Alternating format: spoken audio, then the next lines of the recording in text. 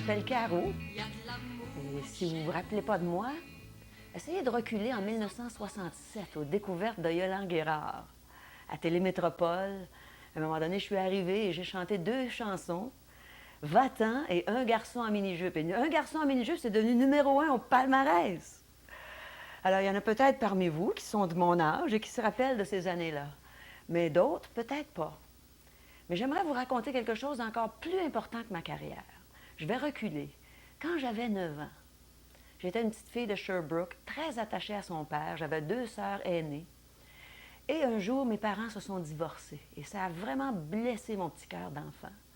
Et à partir de ce moment-là, j'ai décidé qu'un jour, je trouverais le grand amour. Et l'année 67 est arrivée, et c'est là que j'ai fait toutes les démarches pour aller aux découvertes et que j'ai débuté ma carrière artistique. J'ai quitté mon emploi comme secrétaire à Sherbrooke, je suis allée à Montréal et j'ai eu une carrière de 10 ans. Et pendant ces 10 années-là, je suis tombée en amour quelques fois, à quelques reprises. Et puis, je me demandais comment ça se fait que j'étais si malheureuse en amour.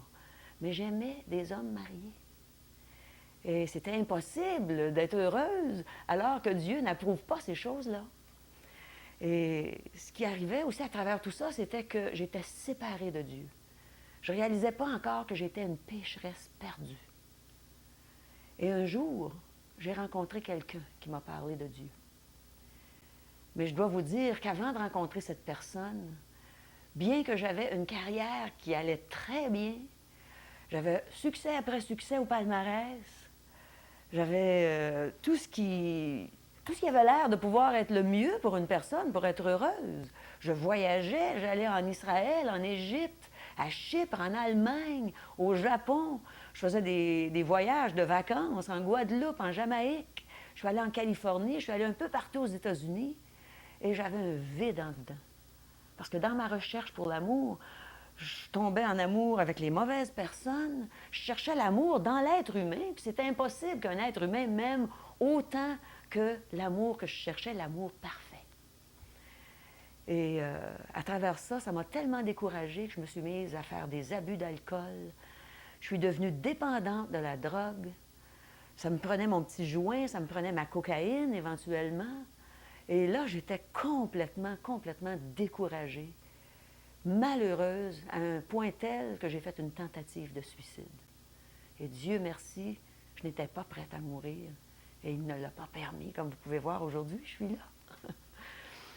Et j'ai rencontré Thérèse Lachapelle. C'était une femme qui aimait le Seigneur. Une femme toute simple, une dame de Boucherville. Et j'avais un amant à l'époque. Et on lui a demandé d'écrire des arrangements pour cette dame, des arrangements musicaux pour des chants chrétiens, des chants qu'elle avait composés qui parlaient de l'amour du Seigneur Jésus.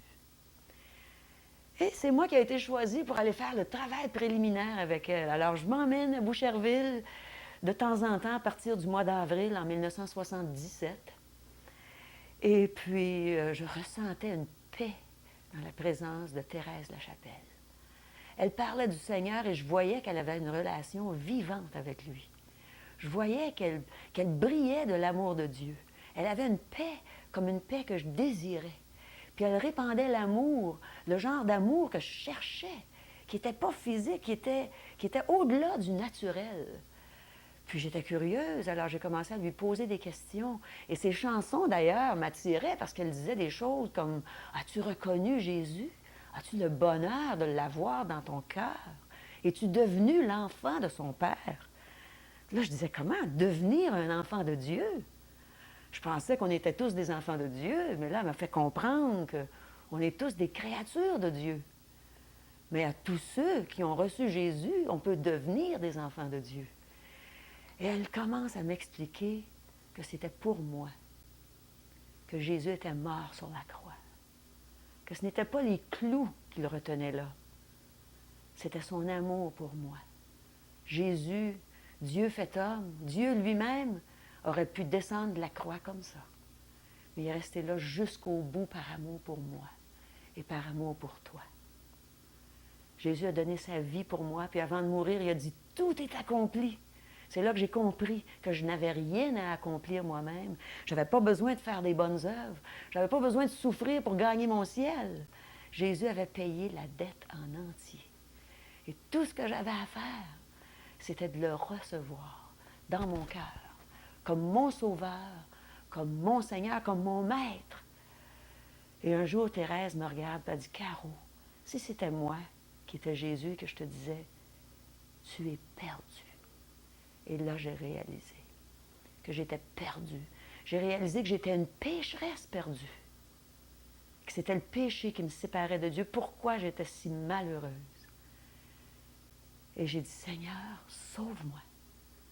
Et en le disant, je réalisais que Jésus était le sauveur. Pas juste le sauveur du monde entier, mon sauveur à moi. Et il veut être ton sauveur à toi.